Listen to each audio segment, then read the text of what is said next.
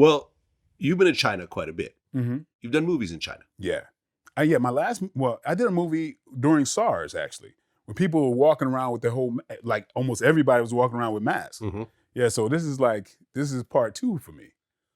What do you think about the treatment of Black people in China right now? Have you seen those videos, like the McDonald's that wouldn't allow the Black people inside? They had a laminated sign that McDonald's apologized for. Honest to God, I shield myself from a lot of this stuff because after a while, I can't let all this stuff get into me. Yeah. It's not going. I go, if I press this button, is this going to benefit my day? Nah, skip. I heard about it. That's all I need. I get it. But I tell you one thing, being in China, several times in China, for sometimes 4 months at a time, there is not one moment where a Chinese person looked down upon me. Not one time. And I'm talking there's hundreds of thousands of people that I've come in contact with.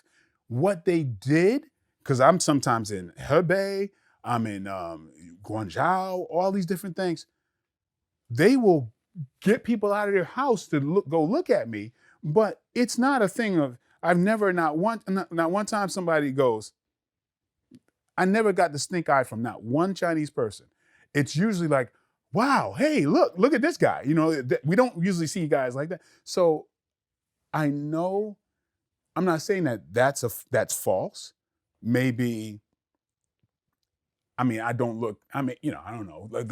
While I was there, I only saw maybe 5 other Black people at certain times, and a lot of them were African.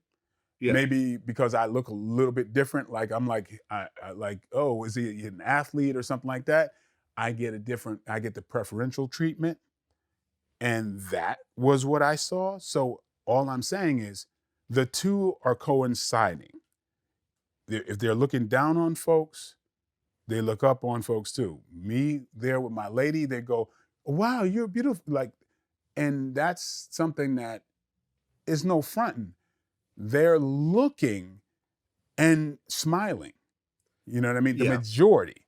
Well, but once things get ugly, and people are thinking about self-preservation, and they don't care about how this might look or how this might sound or the repercussions of this later on. Yeah. When they're worried about their own health, I just find it very, very ironic that this virus started in Wuhan, China, by Chinese, but now they're blaming it on Black people for spreading it.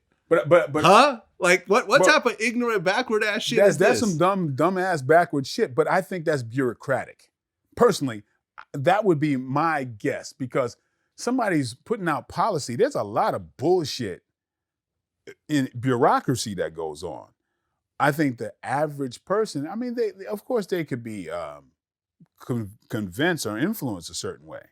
But I do know, as I walk there, and several times that I've been there, nobody looked down on me. That was not the feeling overall. And I've been there several times.